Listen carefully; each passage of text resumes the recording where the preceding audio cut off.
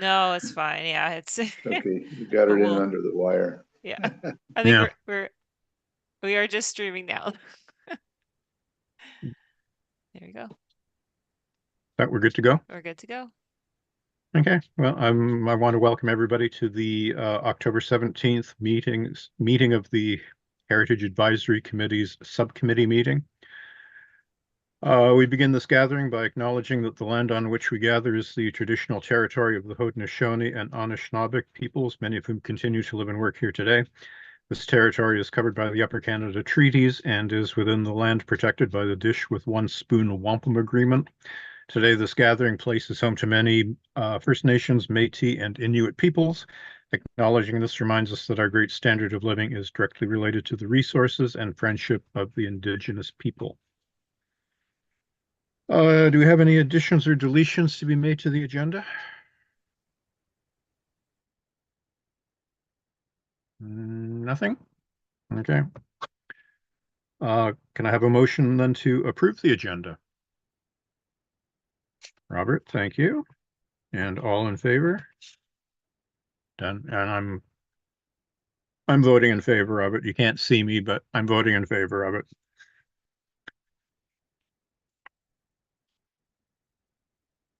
The minutes of the previous meeting from September the 19th. Were there any questions, comments, or changes to be made?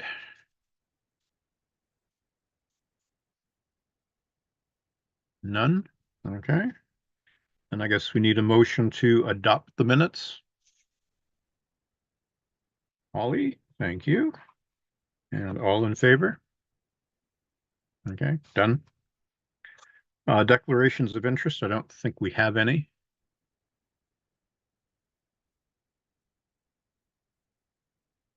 So I guess moving on to our business for the day, item 7.1.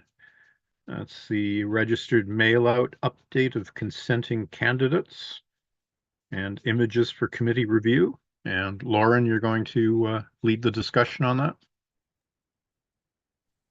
Yeah, I just wanted to update you guys on kind of the state of that registered mail out to all the prioritized properties and kind of show you what we'll be working with, and we can have a conversation on like how we wanted to proceed with kind of our priorities coming up. So I will share my screen.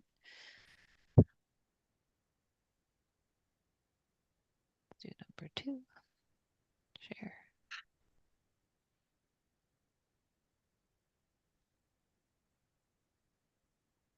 Okay, so as we discussed uh, last month, we sent out 60 notices. We got one really like strong yes at 7 Thomas Street and 35 no responses. Since last month, Kevin has helped go through each of the registered mail kind of receipts and confirm that each of these 35 people, with the exception of 1 Welland Avenue, did receive the letter. And because it was registered mail, and because in the language of the letter where we said if we haven't heard back from you, we're going to assume consent, we're going to move ahead with assuming consent on these properties. Which means this is the group of properties that we're going to be working with, both downtown and outside the downtown going forward. Of those, there's 1 Welland, which was a bounce back, and I'm still looking at different ways of contacting this property owner. But we do have completed evaluations for these properties and also no response. So 2 Queenston, 219 Merritt, and 260 Vine Street. So for the purposes of this conversation, I've removed these from from the conversation because the research is done, the evaluations are complete. All we have to do now is a statements of cultural heritage value or interest. And since we can move forward with those, I think I'm going to be recommending that we just move forward with those, but we'll have a conversation later. And so I thought I would just right now go through each of the ones on that list. I think it's about 30 properties, 31 properties. And just to show you and for you to get oriented and kind of see the visual of the ones on the list. I was going to make a couple recommendations for what I think we should pursue next, and then open it up to you guys for conversation, to kind of chime in and add your own perspectives and recommendations, and we can kind of figure out together where we want to go. So, on the list, there's 1 Church Street, which you can see here, all very obvious and beautiful properties. 3 Church Street. 3 Church Street is interesting because the owner actually did reach out to me, looking into designation previously. Um, and I'm going to be meeting with them again. 29 Church Street, um, and 97 Church Street. There's this little, I'm assuming, associated with the church rectory or something like that. Um, uh, 2 Lake Street, corner here. 4 to 10 Lake Street. Again, all very obvious uh, selections. 5 William Street, which I think, Brian, you were talking about previously as something that we should be looking into. That's right, the standard. The standard, yeah, and it's, I love that building too, and I always walk by it when I'm downtown. It has a very interesting history. 88 St. Paul Street, 194 St. Paul Street, 77 Ontario,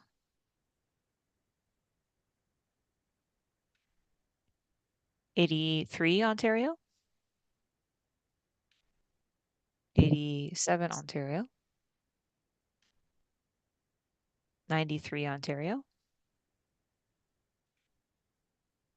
1 Geneva Street, 11 Rice Street, 7 Center Street, 164 King, 173 to 177 King, 26 to 28 Academy, 30 to 32 Academy, 13 Duke Street, 21 Duke, just half visible, 25 Duke Street, 33 Duke Street, and then the group of properties associated with the Thomas estate that Andrew previously did very wonderful and thorough and great research on. So 5 Thomas Street, 9 Thomas Street, 11 Thomas Street, 7 Welland Avenue, and 180 Ontario Street. So these are the properties that we were assuming consent from the owners, because we haven't heard back from them. They're all very obvious, beautiful, architecturally interesting buildings. And a lot of them we're fairly familiar with their histories. Um, I think from my perspective, um, just as a just thinking of work plan wise, the easiest ones to designate at this point are the properties that Andrew has done all the extensive research on. So the Thomas Street and the Thomas Estate properties, um, having just worked with 7 Thomas, and myself and Kevin working on it together, those would be very easy properties to write reports for and do evaluations on at this point. So they are kind of like low-hanging fruit. Um, so that's something to consider. Um, just Uh, based on, oh, sorry. I might also suggest, especially seeing Andrew's not here, so we have to, Yeah. show him what's what. Yeah. Um, he's done a lot of research on the Duke Street properties, I think, as well. Oh, wonderful. Okay, that's great too. Great to know. We'll have to fill him in.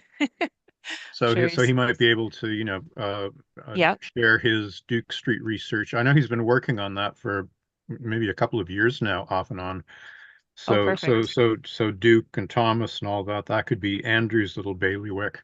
Yes, absolutely. Okay, so for the Duke, I was going to say we're going to group these properties by kind of geographical closeness, I think, to do that research. And so if he's working on the Duke Street properties, maybe we can have those lined up for um, uh, for the next batch. Um, and I'll move forward with the Thomas Street ones.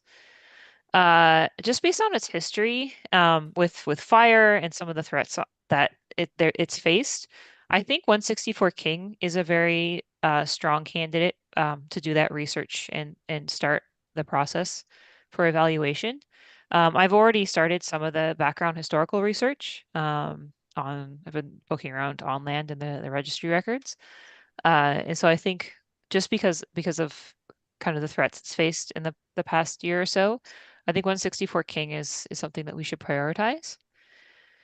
Um, and then yeah, then looking at just groups like the Church Street properties or the Duke properties, doing the St. Paul properties, um, as obvious kind of interconnected properties that probably have a related history. Um, yeah. So I guess how do you guys feel about that? Do you have any? I have a question. Sure. Okay, so all of these properties that you just went through, they've Hmm. received a registered letter Hmm. and they have got back to you and replied and said yes, or they just have not. Uh, you sent the registered letter, Yeah. so now you've assumed that they've given consent. I just want to, I don't understand if you can just go through the step again. So in the letter, we stated that if we haven't heard back from you by this time, we will proceed with doing the research. And we haven't heard back from these people. And so, given the time pressures and given that these are all very potentially significant buildings, we're going to move forward with the research on these properties. And then if we hear from anybody saying they don't want to be designated at any point, that will be the end. That will stop. Um, but just right now, we're assuming, I was talking to James about it, and we're just assuming that they're assuming apathy, basically, where they aren't engaged either way, if the property gets designated or not. And if they had strong feelings in either direction, then they would have reached out and contacted us. But just assuming that it's not on their radar as something that's either important or not important to happen. Um, It and until it we, yeah. it just seems like a kind of a waste of time for, to start the research and then all of a sudden maybe have them Yeah. come out as if we're like halfway through the process or something and say, surprise, we don't want designation. Mhm. Yeah.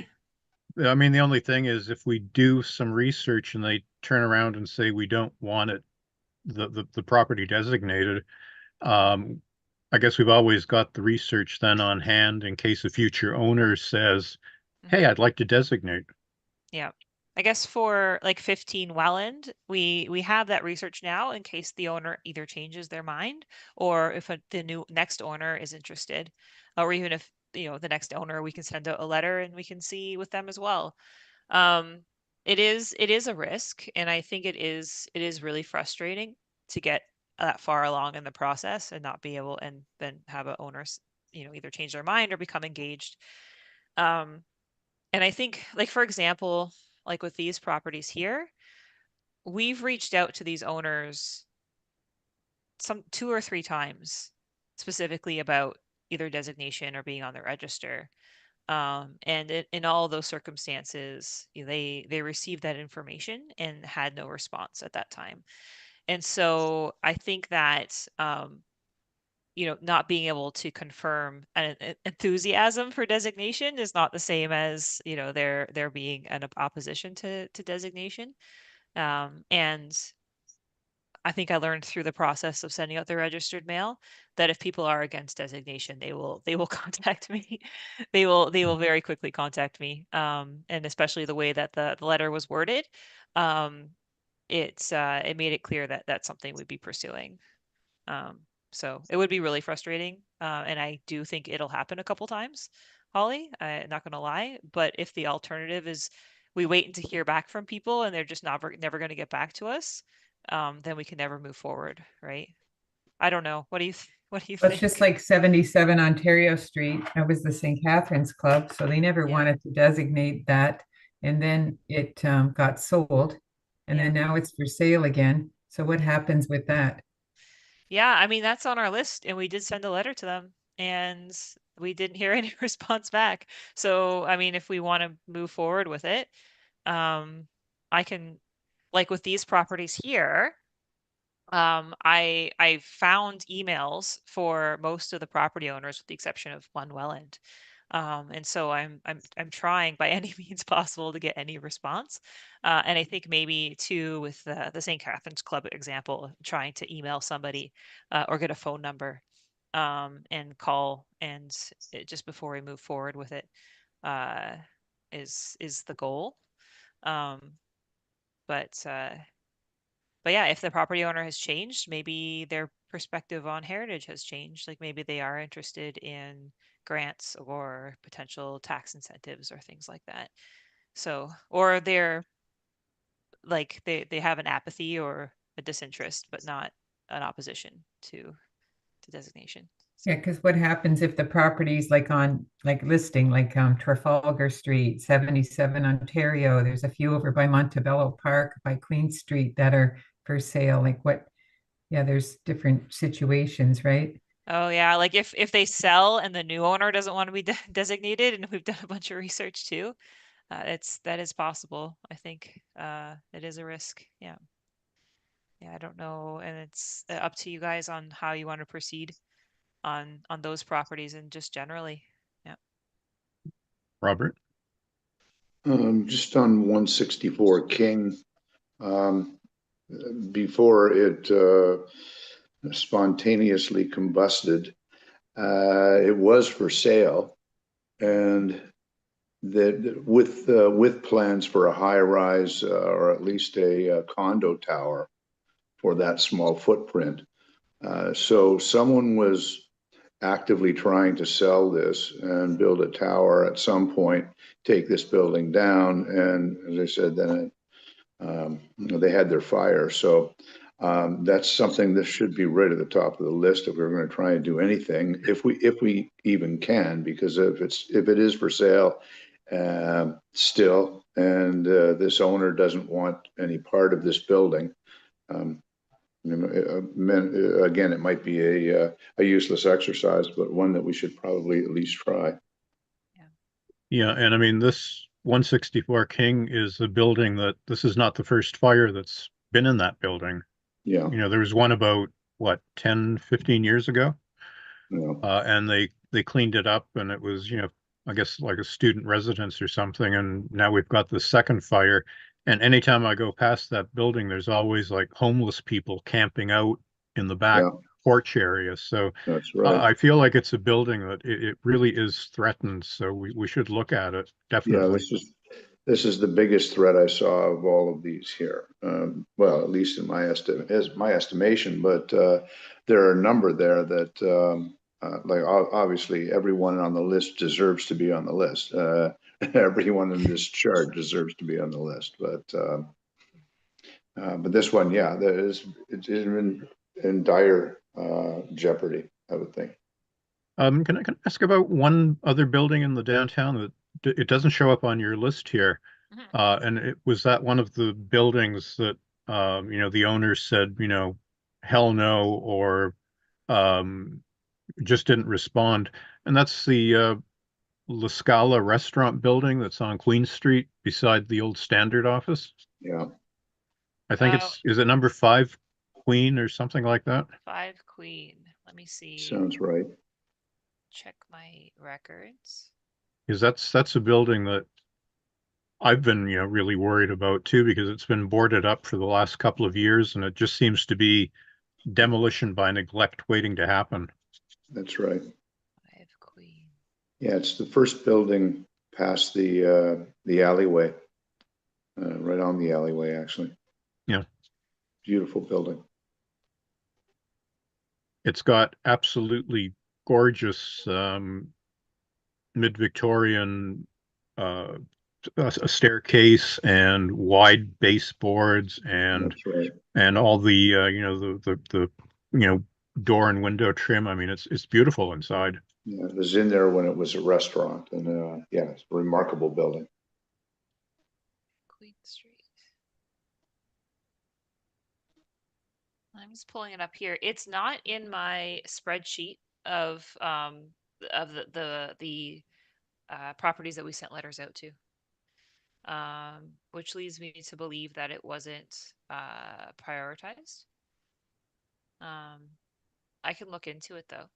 Is it a building? Is it a building we could maybe add to our list of Absolutely, yeah. priorities? Because I mean, I'd love to do the research on that one. Yeah. 5 Queen. Yeah. I mean, I can work on sending a letter out to them,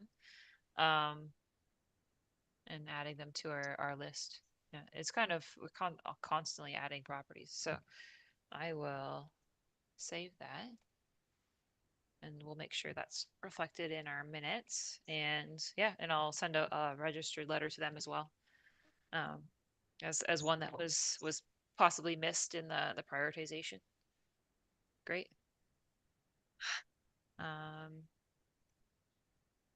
Okay. Yeah, so everyone seems to agree on 164 King. Holly, do you think then that the St. Catherine's Club is a priority?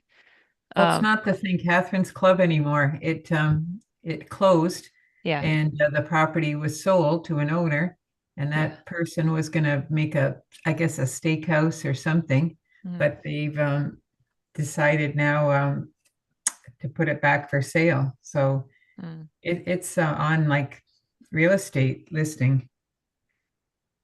You think it's at risk because of that, like a particular risk? Then we should kind of get ahead of that. Sitting empty is always at risk. Always at risk. Yeah, okay. It's a beautiful building, and I'm sure we have absolutely. Sure we have a lot of the research already on it as well, or good knowledge of its past. So, okay, good. All right. I think then based on what I've heard today, I think moving ahead with research on 164 King and 77 Ontario, moving forward with the putting together reports and evaluation for those Thomas Estate properties that Andrew had put together, and then asking Andrew about his Duke Street research, and maybe and then Brian looking at the Queen Street property. And I think that's a lot, a lot going forward. And then we can take a look again at what we want to focus on after we tackle that chunk. I mean, I've got a list of, like, I was putting asterisks beside, properties as you're flipping through them, and they're ones that I wouldn't mind, helping out with the research on them. I think you should go. Oh, sorry. I don't know if you want me to, email you my list of the ones that I want to look at, or just announce them now publicly.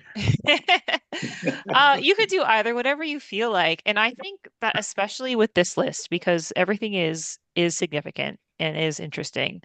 Brian, you should just go with your interests, like whatever, calls to you the most to do the research on. I think that would be worthwhile. And hopefully enjoyable for you. Well, Yeah. my list is 5 William, 88 St. Paul, I could do 77 Ontario and 83 Ontario. Mhm. 1 Geneva, 164 King, unless somebody else wants. Mhm. And then the four buildings on Academy Street, 26 to 32. Perfect. That's wonderful. And 5 Um, Queen, of course. of course, yes, of course. For 164 King, I've started the research on that. Could I maybe get your help on it? Like if I get stuck or if I have any questions with Sure, the land registry records, and then we can kind of tackle it together. sure. Um, and that way it gets prioritized, but I can help Yeah. as much as It possible. was the Nealon house, wasn't it? Sylvester Nealon? Yeah. Yeah. hmm What about Um, the old St. Catharines Standard building on Queen? Is that something priority? It's sitting empty, or the old Peninsula Press building? mm, let's see. Was the Standard Building, is that 17 Queen? 5 William. No, but I Sounds thought you were good. talking about the Standard Other one. office itself on Queen. Oh, Yeah. no, sorry. I No, was. I mean where the press is. Yeah. Mm. Although Mm, the building itself on Queen Street, I mean, that's mhm. significant because I think it's the 1880s Standard office that was given a 1940s facelift on the front. I will check my list. If you think of anything, Holly, could you send me an email? And I think too, Brian, send me your marked up version of that PDF with the asterisks. Okay. And Holly, if you could send me an email with properties you're thinking of that should be prioritized, and I can cross-reference my registered mail list because I think skimming through is hard right now. And if there's anything that they haven't sent out, we haven't sent out registered mail to, I can add that to the list with the other Queen Street property that Brian likes is interested in. Yep.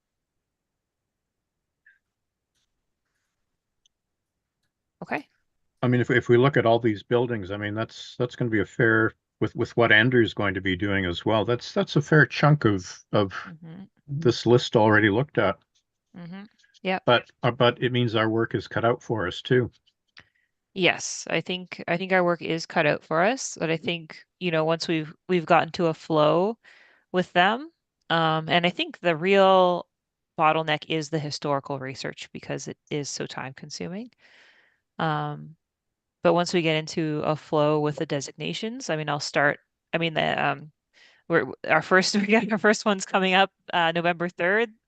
Designation bylaws will be approved, and I think that with um the plan is for, these three and maybe and 7 Thomas, which I'll show you present on. They can be the next kind of batch to go through the process. And I think once we get a flow going, we can potentially get quite a few done. So I know it's a lot of work, and we'll be going for a while, but I think we're in a good place.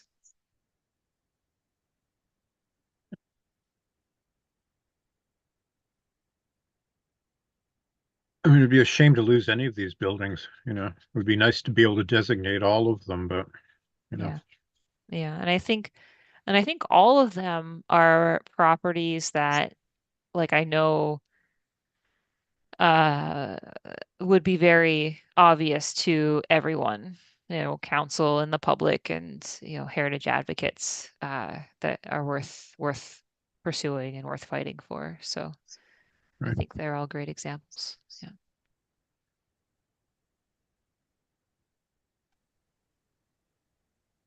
All right. That's it from my end. Um, okay, so I guess we've sort of finished up with this discussion then. Like, so I know what to do next. Thank you. I appreciate it. Okay, so I guess we need a motion that we've received the list and we've discussed it. Robert, thank you. And all in favor? Done. Moving on to item 7.27 Thomas Street. We've got the background report and the 906 evaluation. So, Lauren, take it away. Let me pull up my notes here.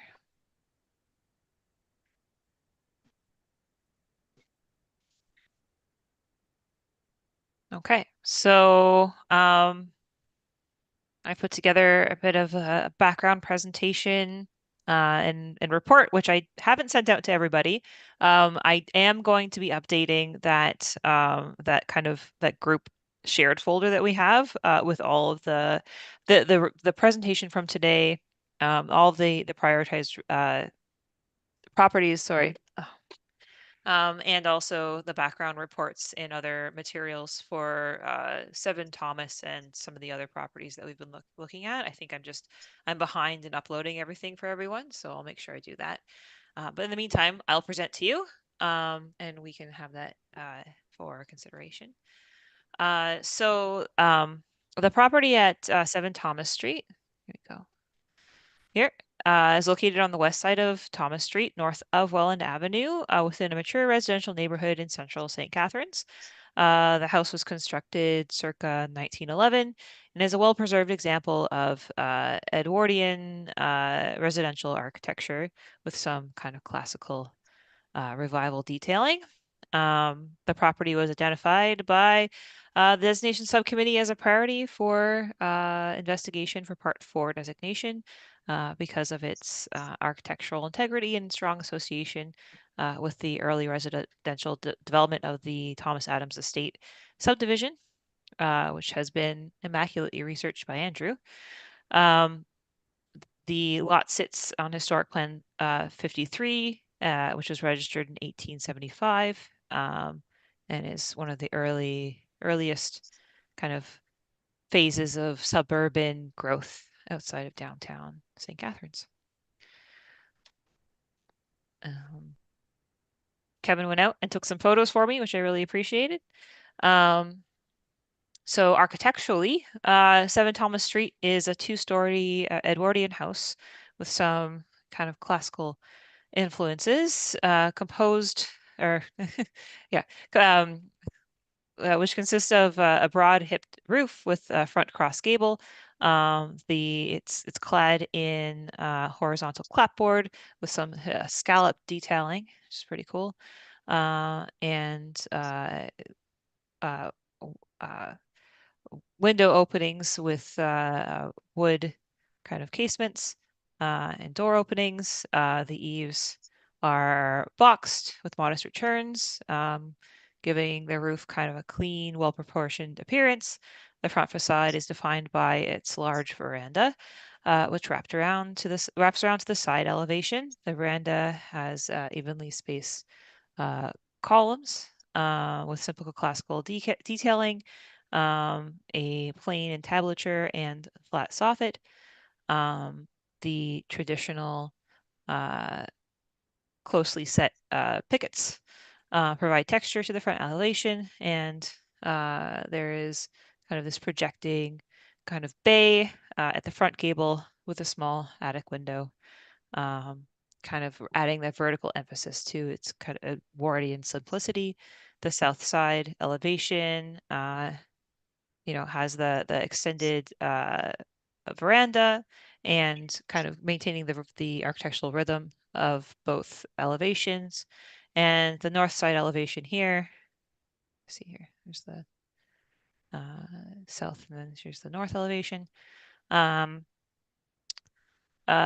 is more simple. The small bay window, and again, that side gable with a small window. Throughout the building, the fenestration is vertically oriented and balanced and well proportioned, and the massing is consistent with early 20th century residential architecture. As far as the historical overview and land use history goes, So the land on which the house stands has a long history that predates the subdivision itself. It's part of territory covered by the Howland Proclamation of 1784 and the Between the Lakes Treaty of number 3 of 1792. These agreements saw the transfer of land from the Mississaugas of the Credit to the Crown, forming the basis for Loyalist settlement in the Niagara Peninsula, including what would become St. Catharines. The lands that were originally parts of lots 19 and 20, concession 5 of Grantham Township, were owned by early figures such as Robert Hamilton and William Hamilton Merritt before being acquired by George Adams in 1825. The Adams family were prominent Loyalist settlers and civic leaders. Thomas Adams, George's son, who was responsible for the subdivision of the family's estate in the 1870s. This subdivision became known as the Thomas Adams Estate Plan, which was registered in 1875 as Plan 53. In 1891, Albert and Catherine Pay began collecting several lots in the plan, ultimately acquiring lots 1 through 7. Albert Pay was a well-known civic figure, serving as city clerk from 1906 to 1926. Around 1911, he and his wife, so they built several of the buildings on this property, but he and his wife later built what would be their final residence at 7 Thomas Street, and they lived there until their deaths. After the deaths, the house passed their niece, Anna Estella Burt, and her husband, Frederick Burt, and the Burt family occupied the house for more than 40 years, and they're both very active in the local community. After the Burts, the house passed through several short-term owners and became a rental property in the latter half of the 20th century, which is a common pattern for properties near a downtown core. Despite all these changes, the property has retained its early 20th century character, is very well maintained. Contextually, here's some also context photos taken by Kevin.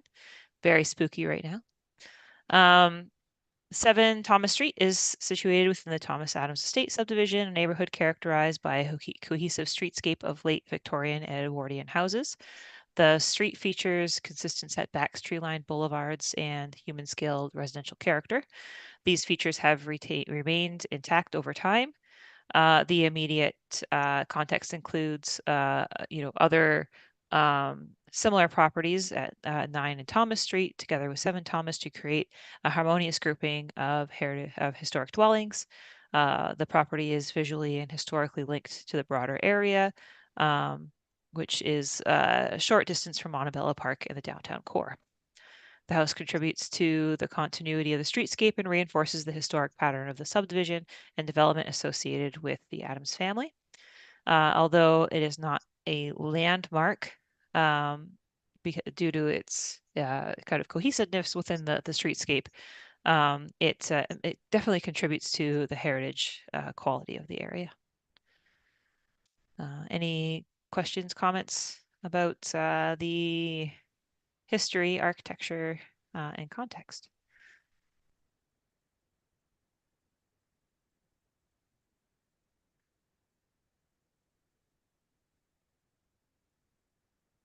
Okay. From that background, I was able to put together a 906 evaluation. I determined that the property is a representative example of that very upper middle class Edwardian architectural style. The property also has displays a high degree of craftsmanship in its carpentry and trim, and especially in the veranda detailing. There you go. But the property was not found to demonstrate a high degree of technical or scientific achievement. It's just a house in that way. For historical and associative value, determined that yes, the property has direct associations with the Thomas Adams estate, along with Albert and Catherine Pay, who constructed the building. and Albert serving as city clerk, and with Anna and Frederick Burke, who are very active in the church and local community in their time. So accordingly, this property meets the criterion, but found that the property doesn't really have the potential to yield any substantial information or understanding of a community or culture, and also no builder or architect is known for the building. And contextually, determine that the property is important in defining or maintaining the character of the area, and that it is visually, functionally, historically linked to its surroundings as a part of that pattern along Thomas Street and with those other properties associated with the Thomas estate. They create that kind of historical grouping of significant buildings that tell that story. And then the property was has not been identified as a landmark, but of course we can always talk about that. I think because it's a part of that cohesive kind of streetscape, it wouldn't necessarily stand out as an obvious landmark. But that's just my perspective on it. So yeah, any questions? My one thought about the architect for the building, and I could just be, grasping at straws here, but Albert Pay, I believe, was the son of William Pay, who Oh, was one of the uh, most preeminent builders and building designers in St. Catharines in the 1830s to I guess, about the 1870s. And William Pay lived just on the other side of Ontario Street where Welland Avenue crosses, because they always said that his house was on the Lock 2 Hill or Lock 3 Hill, whatever it's known as. And I wonder if Albert, before he became involved with the city, if he might have trained under his father, so he would have known about building design and construction. And I wonder if it was something that Albert would have sat down and maybe designed the building himself and had a real say in the construction of it, because it looks like such a well-designed and well-built building that he probably would have had a lot of, background knowledge of what goes into designing a good, substantial building that's aesthetically pleasing. So I wonder if we can maybe attribute Albert as the designer and builder of the building. I feel like that's very possible, and I think given his history with especially building houses along this block, that's something that's worth looking into. Maybe having a conversation with Andrew about, since he's really the expert on these properties, and seeing if we can't either like confirm that or figure that out, because I think that's very plausible. Sounds like very, very likely that he would have that knowledge. And it is a very well balanced, and the rhythm of the building is just very, very satisfying, and you can tell that there is that kind of background and knowledge So in in its this case, construction. could we say in the final report, like, even if we can't find a document that says, yes, Albert designed and built it, could we say attributed to Albert? I think I would be comfortable saying like likely designed, well, definitely built by Albert, right? Right. Um, and given his background and who his father was, likely designed by or designed with the background knowledge of this. I think saying that and just saying likely, but unconfirmed, but likely, and just having that attribute in there. I think that's possible. Yeah. So would that then I give think would that give a yes to the architecture category? If we can, even if we say it's possibly attributed to? I think we could put a yes in there. Yeah, I think we Good, could. good. Yeah, again, I will have that conversation with Andrew. But I think you're probably you have a very solid, a lot of good arguments in favor. So I think we could say yes.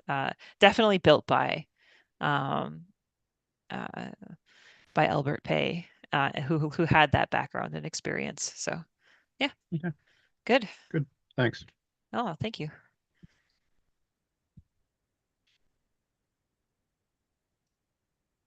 Okay. So given all that, 7 Thomas Street is a well-preserved Edwardian house that reflects the architectural and social history of St. Catharines in the early 20th century. Meets those key criteria under 906. Based on these findings, designation under Part 4 of the Ontario Heritage Act is supported and recommended to ensure the long-term conservation of the property as part of St. Catharines' heritage fabric. Does that seem so? My conclusion. So I recommend moving forward with the statement of cultural heritage value or interest and putting that together. The property owner was again very supportive of designation, and so I would, if you decide to move forward with this one, I can continue to go on to meet on site with him and prepare that statement for next month. Sounds good to me. Okay. So I guess we need a motion for all that at this point, that we've amended the evaluation's been amended through the discussion, and Perfect. we're going to proceed with that. Yes, please. So who would like to make that motion? Robert, thank you. And all in favor? Okay, done. And then item 7.3, next steps and updates. And Lauren, you're going to lead the discussion? Yeah. So just to update everybody, those designation bylaws for 3 Elizabeth and 143 to 153 St. Paul Crescent will be going to the November 3rd council to get adopted. There's no report or anything like that, and it's all by consent. So nobody objected during the objection period. Yeah, so that went smoothly.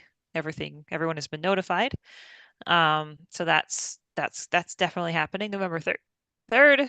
As I previously discussed, I think we should move forward with the Part 4 designation of these 4 properties. Given that we have kind of taken that pause to send out the registered mail, and I think that all of these all strong candidates, and we've already reviewed them as a committee.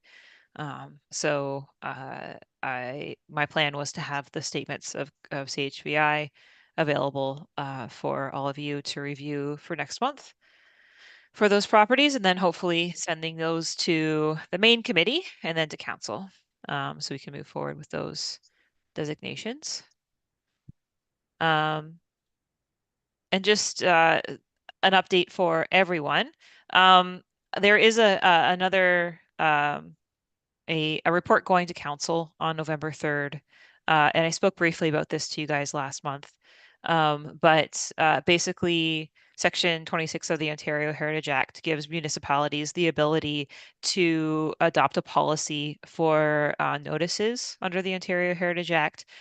Basically, stating that instead of the requirement to publish in the local newspaper, that digitally publishing online is sufficient for meeting the notification requirements.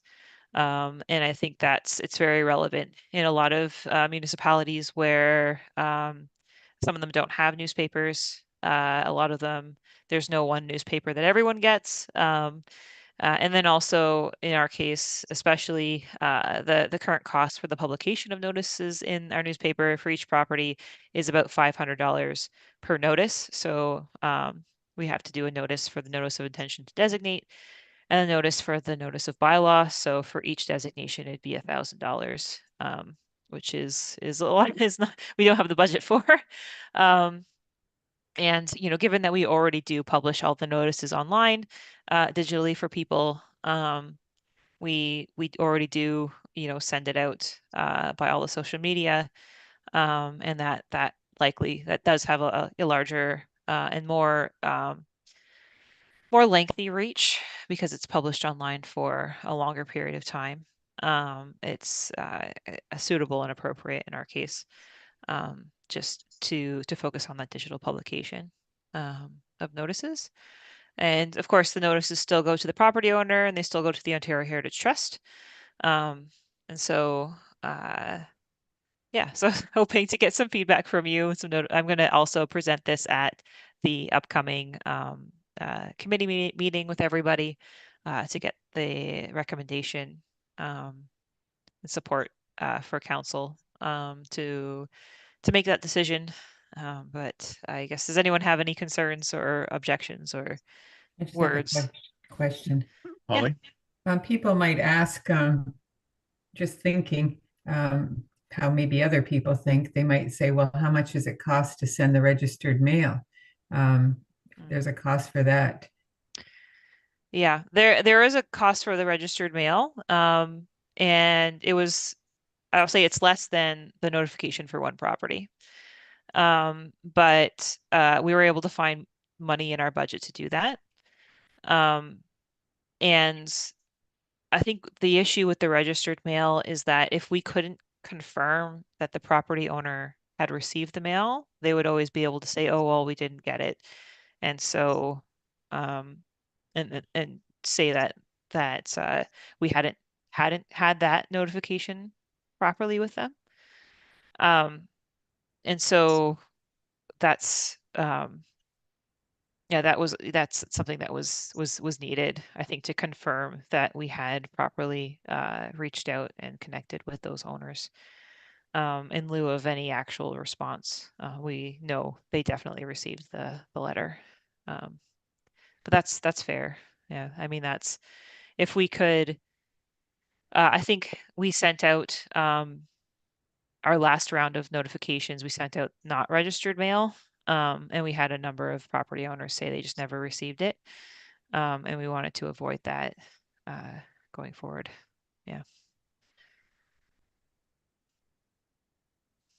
If the notices are done digitally and it's not published in the newspaper, is there any danger that, let's say, somebody was and not the owner was opposing, designation of a structure, and they didn't see it digitally, and they also said, well, isn't this thing usually published in the newspaper? Would that be sort of grounds for somebody to say, wait a minute, what's going on here? Like, you know, Yeah. we demand that it should have been in the paper, kind of thing. I think that's the reason why they put this in the act, and I think that's the provision, just to say that this is adequate, especially if council decides it is adequate. This report will be public, and so if anyone has any issue with that, it's also public. But that is something. Wait, I can talk to our legal department and our solicitor about. I think in advance of that going to council. I think it's a good point. Yeah. Right. Okay. Yeah. See what. I mean, it probably will reach a wider audience, being done electronically, because there's a lot of people who just don't bother even subscribing to the Standard anymore. Yeah, and I think Or that's if they do subscribe, they're doing the digital version of the Standard. yeah. And I think that's the thing too, is that when we put a notice in, it's in one day, right, of the newspaper. And if someone misses that one issue of the newspaper, there's no way for them to track it down. Versus putting it on our website where it's posted for as long as we want to post it for, and it's always available. So I think I mean, there are definitely there are benefits in there. It's a hard kind of way to measure. But I think the act was written when most people had subscribed to at least one newspaper, local community newspaper, and I think that's less common now. You're right. How are people going to know to check the website?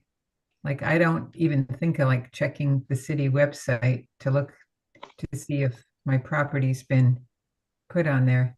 Oh, well, we have to send a notice to the owner still. So directly to them. So that's they don't have to guess that it's going to be on the website. The owner we can't not reach out to the owner. So that's mandatory.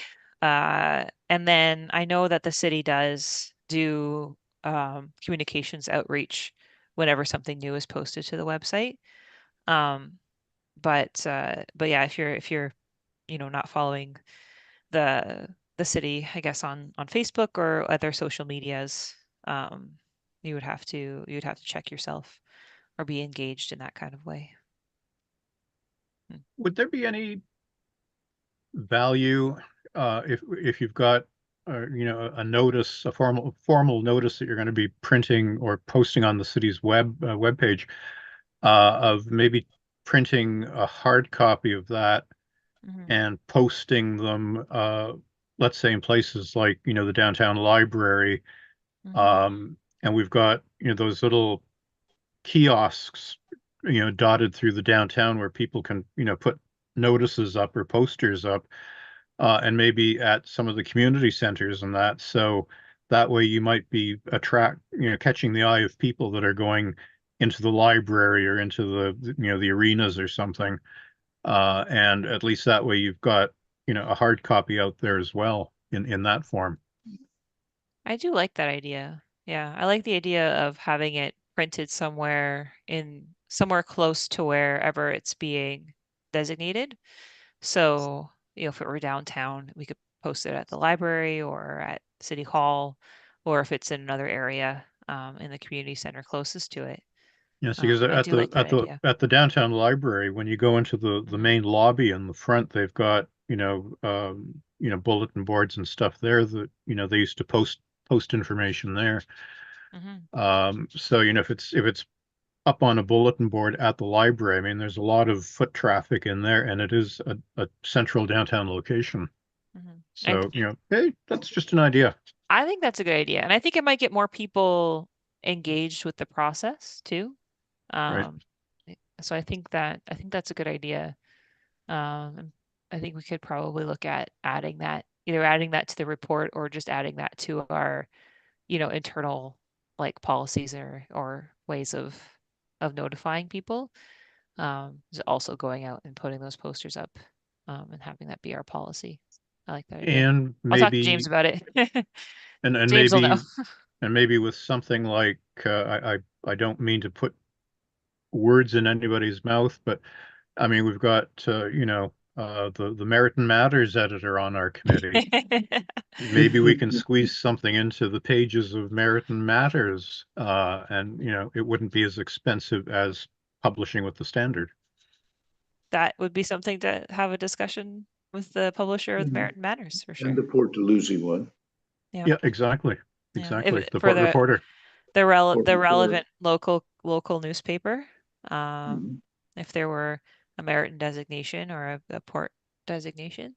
Niagara Yeah. on the Niagara on the Lake posts their designations on in the Lake Report in their local Mm-hmm. newspaper. Yeah, that's right. Yeah. Okay. Maybe we can also look at newspaper options that are less expensive, in addition to the digital publication. Yeah, I think it's a good idea too. Yeah. Maybe put a Robert? notification in the papers, in the hard copy of the paper, to refer them to the digital resources, That's or true. something like that, rather than put a big lengthy, the lengthy, expensive copy in. That's very smart too, because we could just get a very small ad with a link Mhm. instead of putting still passing the digital notification policy. Right. So instead of having to publish the whole statement of cultural heritage value and all the heritage attributes and everything, only publishing a very small ad saying this is being designated, here's a link for more information. And so, which currently wouldn't meet the requirements of the act. But if we had adopted this policy, we would be able to do that. That's a good idea too. Yeah.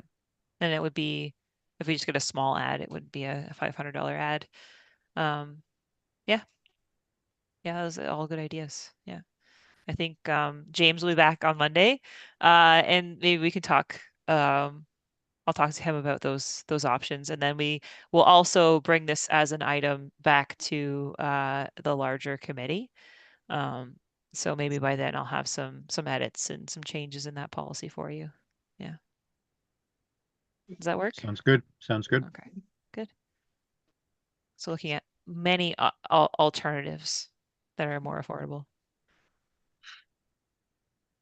So I guess we need a motion to proceed with the consulting of the 2 Queenston, 219 Merritton, 260 Vine, and with the digital publication notices.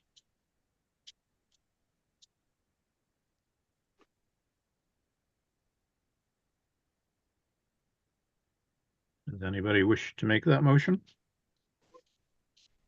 I thought it was Holly's turn. Sorry Uh, about that. I'm just kind of still, I'm thinking of this digital thing. I still like the traditional way of publishing, but that's just my comment. We can, how about we change the motion to taking your feedback and making some changes, and then coming back to the main committee, Holly, and then we can have that conversation, see if we can find something that is a good balance between, because because the cost is like, it was a challenge to find the budget to put these two that we're working on right now in, and to have to do that for every property. We'd have to pause until we could work with our budgeting. So looking at other options that will allow us to still publish hard copies and also move forward with a larger quantity of designations. Is that better? Okay, sure. That's reasonable. Yes.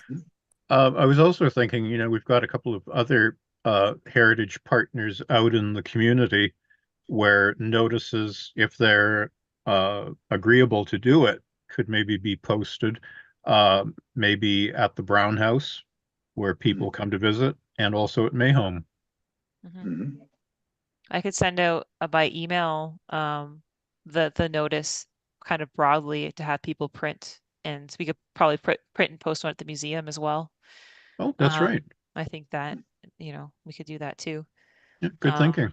Yeah, and so that is still reaching the people who would be interested. Those are all good options. Yeah. So maybe, Holly, that can be our motion, is take the feedback, reconsider, and then come to the main committee for discussion. Yeah. Okay, great. Sounds good. So who wishes to make that amended motion then? Robert? Okay. Happy And to. all in favor? Done. Okay, so I don't think we have any business arising from the minutes. No items of correspondence. I guess the date of our next meeting will be November the 14th at 2:30. So do we have, unless there's anything else, I guess we need a motion to adjourn or terminate? Can I just ask something quickly? Yeah, sure. So I went out for dinner quickly to the Valley Inn and on Arthur Street, and I was talking to the owner, and she said, I love this place, but I sure would love to learn the history of this. And I understand that back in the days, there was a lot of history for this building, and it was in the 1900s early. It was a little beach kind of diner area where people would go, snack bar. And there was like some old stories of prohibition and bootlegging, and it was called like a blackjacks. And she said, I would love to get some history about this building. So I just It's on Arthur Wanted to Street. know if we do like a framed history or if we do anything like that. Oh, sure, we If could. it's old enough. The Valley Inn, because I live practically right behind it. In fact, looking out Yes. my window here, I can see it. Oh, goodness. It was it started in I think the 1950s as a restaurant. It might have even operated before that, but Ralph Cavarini had the restaurant for many, many years. Um, I think the Persia family had it before that, and that was Blackjack Persia, I think they used to call him. And of course, there were always stories circulating in the neighborhood about um, illegal booze coming in through the back door and being served to patrons, and stories about certain types of ladies who would work as waitresses, but they did other activities as well, which we will not name in public out of decency and decorum. And of course, they had they used to say they had the biggest uh, outdoor grape arbor dining area in Canada. And that grape arbor was there until maybe about 30 or 40 years ago, and they turned it into housing. So there's a lot of history with the Valley Inn. Nice interior too. She said that she had heard it was like a place when people would go to the beach, they would stop in there and have their hot dogs and fries, and there was little jukeboxes on the Oh, wow. table. But Yep, that's yeah, right. so I don't know how. So when someone asks for something like that, I guess maybe they put a request into you, Lauren, and then they could get a history, a framed history or some history about it. She wants to put it on the wall. I can see what we have. She should reach out to me. Yeah. I can see Okay, what we have on file, and I can see what thank we you. can put together for her. And I don't know, we don't have we done framed histories? We don't currently have that kind of like in our um like recent past, I don't think. But I think providing that information to people for their properties so that they We can we have used to something nice do for we their used to do framed properties. histories for downtown property owners if they, Mm, reached out to us and said, we'd like to have one. mm. And I think we did about half a dozen of them. Oh, wow. The last one might have been about 10 years ago. And Mm, then after that sort of started to wane, and then we had, the pandemic, and it just sort of mm, fell by the wayside. But we'd basically do almost like the text of a designation plaque mm. and just make it look, nice and Nice. pretty, and get a cheap frame for it from one of the dollar stores, and have a little ceremony with the owner saying, here's the history of your building. And if you're sufficiently interested now, you might think about designation. That sounds lovely. I think that's very lovely. I think we should look into that. 'Cause it sounds very nice. Yeah. Yeah. Yeah, Very so nice. that's something we can Yeah, certainly thank you. do. And Mhm. I think I've got a few old pictures of the valley in here because, like I say, my family's been down in the neighborhood here since 1940. So Thanks, Brian. we've I've always known the Valley Inn, and we've lived beside it, and smelled all the tomato sauce being cooked during the summers, and whatever they prepare, it's like, yeah, what's on the menu tonight? Now we can go for dinner. Yeah, yeah. Thank you. Okay. So like I say, a motion to adjourn or terminate. Holly, thank you. And of course, all in favor? Done. Thank you, everybody. It's 3:46 according to my clock. Amazing. Very good. Thank you. Thank you, everybody. Lovely seeing everyone. Thank you. Have a Have nice a good weekend. weekend. We'll see you. Yeah, have a